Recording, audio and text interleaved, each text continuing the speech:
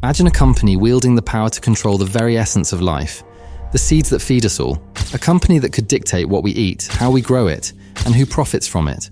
This is the story of Monsanto, a name that conjures images of both innovation and infamy.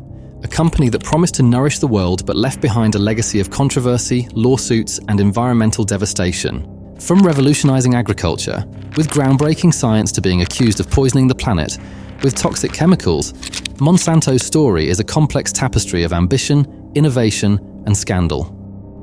How did a small, unassuming chemical company rise to dominate the world's food supply? And why did it become one of the most reviled corporations in history? This is the story of the rise and fall of Monsanto, a tale of progress, greed, and the chilling consequences of tampering with the delicate balance of nature. The year is 1901, St. Louis, Missouri, a city pulsating with the raw energy of industry, where the air hangs heavy with the scent of coal and the promise of opportunity. Amidst the cacophony of workers and businessmen, we find John Francis Queeny, a 42-year-old pharmaceutical salesman with a dream that burns like a furnace within him. Queeny wasn't born into privilege. He was the son of Irish immigrants, a man who had clawed his way up from the bottom, his hands calloused, his spirit unyielding. But he possessed an unshakable belief in the power of chemistry and a vision that would forever alter the course of history. With a meager $1,500 scraped from his own savings and $3,500 borrowed from his wife's family, Queeny founded Monsanto Chemical Works, a name that echoed with the promise of a new era. His first product, saccharin, an artificial sweetener, a tiny crystal of manufactured sweetness that would soon become a staple in the world's most popular soft drink, Coca-Cola. But the early days were a crucible of hard work and relentless struggle. Queeny toiled tirelessly, often late into the night, mixing chemicals by hand in a cramped, rented space. The air was thick with the acrid smell of solvents, and the risk of a catastrophic accident was ever present. Yet, Queeny's gamble paid off. Coca-Cola became a loyal customer, and Monsanto began to grow, its roots spreading like a tenacious vine. By the 1920s, Monsanto was no longer a fledgling operation. It had expanded into industrial chemicals, plastics, and synthetic fibers, its influence reaching far beyond the confines of St. Louis. But as the world teetered on the brink of war, Queeny's small chemical company would find itself thrust into the heart of a global conflict, its destiny forever intertwined with the fate of nations. What began as a humble dream was about to be forged in the fires of war, and Monsanto's ascent to power was just beginning, its path paved with both innovation and unforeseen consequences. World War I was a cataclysm that reshaped the world, and for Monsanto, it was a catalyst for explosive growth. When German submarines severed America's supply of vital chemicals, Monsanto seized the opportunity, stepping into the breach with a fierce determination. The company began producing phenol, a key ingredient in explosives and aspirin, its factories working around the clock to meet the insatiable demands of war. For Monsanto, the war wasn't just a crisis, it was a proving ground, a chance to demonstrate its capabilities on a global stage.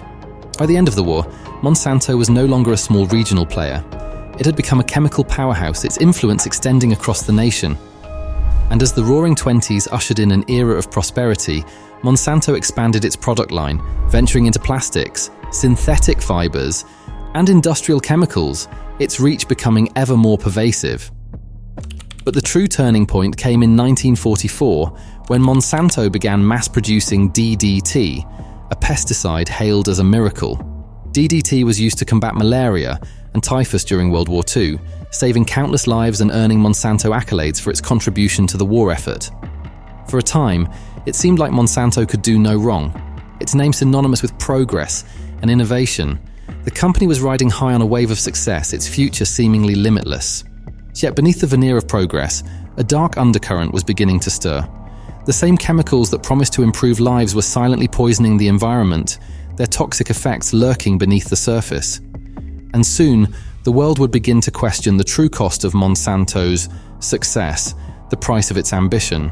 As the war ended, Monsanto's chemicals would find new uses in peacetime, their reach extending into every corner of society. But with great power came great responsibility, and controversy was just around the corner, its shadow looming large over the company's future. By the 1950s, Monsanto was a titan of the chemical industry. Its influence felt across the globe. One of its most profitable products was PCBs, a compound used in electrical equipment, hailed for its versatility and durability. For decades, PCBs were considered safe, a testament to the power of modern chemistry.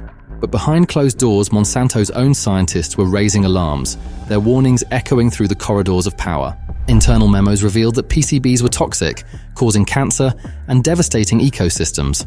Yet Monsanto continued to produce them, prioritizing profits over public health, its actions a chilling example of corporate greed. Rivers near Monsanto's factories became toxic wastelands, and communities began to suffer the consequences, their health and well-being sacrificed on the altar of profit. But the true horror came during the Vietnam War, as the US military sought new ways to combat the Viet Cong. They turned to chemical companies like Monsanto for a solution. The 1960s were a time of upheaval and change. The world was dealing with the Cold War, the civil rights movement, and the escalating conflict in Vietnam. And in the midst of this turmoil, Monsanto found itself at the center of a new kind of warfare, chemical warfare. The US military, desperate to gain an advantage in the dense jungles of Vietnam, turned to companies like Monsanto for a solution.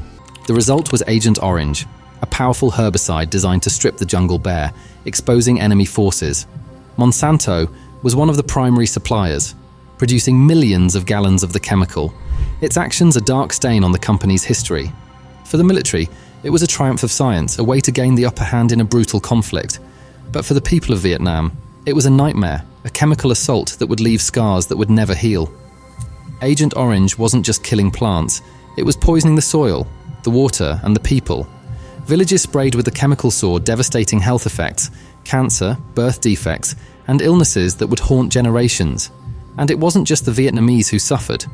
American soldiers who handled Agent Orange returned home with mysterious illnesses, their bodies breaking down from the inside out, their lives forever altered by the toxic legacy of war. Monsanto, led at the time by CEO Charles Summer, a man known for his aggressive business tactics, denied any responsibility.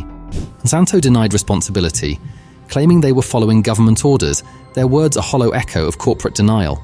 But internal documents told a different story, revealing that Monsanto knew Agent Orange contained dioxin, one of the most toxic chemicals known to man. Yet, they continued production, prioritizing profits over human lives, and their actions were a betrayal of public trust. For the victims of Agent Orange, the war never truly ended. Even today, children in Vietnam are born with severe deformities, their lives shaped by a chemical they had never seen, their existence a testament to the dark side of progress. Agent Orange was just the beginning. As the world moved into the 1980s, Monsanto would embark on a new path, one that would spark even greater controversy and ignite a global battle over the very food we eat. The 1980s were a time of rapid technological advancement. The personal computer was revolutionizing the way we lived and worked, and in the world of agriculture, a new revolution was brewing, the biotechnology revolution. Monsanto, reeling from the fallout of the Agent Orange scandal, saw an opportunity to reinvent itself. Under the leadership of CEO Richard Mahoney, a man known for his strategic vision, Monsanto poured billions into genetic engineering, determined to lead the charge into a new era of agriculture. The goal was ambitious: to create crops that could resist pests, survive harsh conditions, and grow faster than ever before. In 1996, Monsanto unveiled its crown jewel, Roundup-Ready soybeans. These genetically modified crops were designed to withstand Roundup, Monsanto's flagship herbicide. Farmers could now spray entire fields with Roundup, killing weeds without harming their crops. It was a game changer, promising higher yields and greater profits. But not everyone was celebrating. Environmentalists sounded the alarm, warning that GMOs could disrupt ecosystems, create superweeds resistant to herbicides, and pose unforeseen risks to human health. Critics accused Monsanto of playing God, tampering with nature in ways we couldn't fully understand. And then, there were the farmers, small independent growers who found themselves caught in Monsanto's web. Monsanto patented their genetically modified seeds, making it illegal for farmers to save and replant them. For generations, farmers had saved seeds from one harvest to the next, a tradition as old as agriculture itself. But now, Monsanto was suing farmers for seed piracy, claiming they were stealing intellectual property. Imagine standing in your field, the sun beating down on your back, as a lawyer hands you a lawsuit for doing what your family has done for centuries. For Monsanto, it was about protecting their patents. For farmers, it was a fight for their livelihoods. The rise of GMOs coincided with a period of globalization, and increasing corporate power. Companies like Monsanto wielded unprecedented influence over the global food supply as the world became more interconnected. The debate over GMOs became a battleground, pitting corporate interests against environmental concerns and the rights of small farmers. Monsanto had bet its future on biotechnology, but the world was about to push back, and the seeds of resistance were already being sown, their roots spreading across the globe. The early 2000s to the mid-2010s were a time of growing awareness and activism. The internet had connected people across the globe, allowing them to share information and organize protests like never before. As Monsanto's influence grew, so did the resistance. Across the globe, protests erupted against GMOs and Monsanto's business practices. Activists accused the company of endangering biodiversity, creating a monopoly over the world's food supply, and putting profits above people. In India, the stakes were life and death. Thousands of farmers who adopted Monsanto's genetically modified cotton found themselves trapped in a cycle of debt. The seeds were expensive, and when crops failed due to drought or pests, many farmers were left with nothing. The result was a wave of suicides, farmers drinking pesticides in their fields, unable to see a way out. It was a tragedy that shook the world, but Monsanto denied any responsibility, their words a hollow echo of corporate indifference. In the United States, Monsanto faced a different kind of battle. Farmers accused the company of bullying them into compliance, while environmental groups blamed Monsanto for the decline of pollinators like bees and butterflies. And in Europe, countries began banning GMOs altogether, citing health and environmental concerns. The debate over GMOs became a global battle, pitting corporate interests against the rights of consumers and the environment. Monsanto became a symbol of corporate greed, a lightning rod for protests and debates about the future of agriculture. But for every critic, there was a supporter.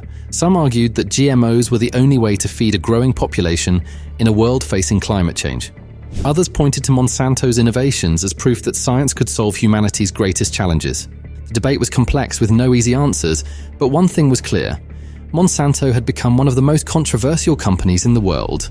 Monsanto's legacy was now a global debate, but as the company faced mounting pressure, its story was about to take one final turn. A twist that would mark the end of an era. If you've made it this far, first of all, thanks. And second, please leave a 100 in the comments. Also, if you like this video, please hit the like button. And if this is the sort of video you want more of, please hit the subscribe button and the bell. It helps with the YouTube algorithm, which in turn allows us to create more content like this and better content as the channel grows. By the mid-2010s, it was clear that Monsanto was facing an identity crisis. The lawsuits, protests, and environmental controversies had taken their toll. The company's name had become synonymous with corporate greed and environmental destruction. And so in 2018, Monsanto was acquired by Bayer, a German pharmaceutical and chemical giant, for a staggering $66 billion. For Bayer, it was a chance to expand their agricultural business. For Monsanto, it was the end of an era. The Monsanto name was retired, but its legacy lived on in the fields, courts, and hearts of those who had fought against it. But the controversies didn't end with the acquisition. Bayer inherited Monsanto's legal battles, including a wave of lawsuits over Roundup, which had been linked to cancer. In 2020, Bayer agreed to pay over $10 billion to settle claims. But the debate over glyphosate, the active ingredient in Roundup, continues to this day. The story of Monsanto had come to an end, but the questions it raised about corporate power, environmental responsibility, and the future of food remain as relevant as ever. Monsanto's story is a cautionary tale about the cost of progress. It's a reminder that innovation can solve great problems, but it can also create new ones. From saccharin to Agent Orange, from GMOs to Roundup, Monsanto's legacy is one of ambition, controversy, and unintended consequences. It's a story that forces us to confront the complex relationship between science, business, and the environment. As we face the challenges of feeding a growing population and combating climate change, we must ask ourselves, how do we balance innovation with responsibility? How do we ensure that the pursuit of progress doesn't come at the expense of people and the planet?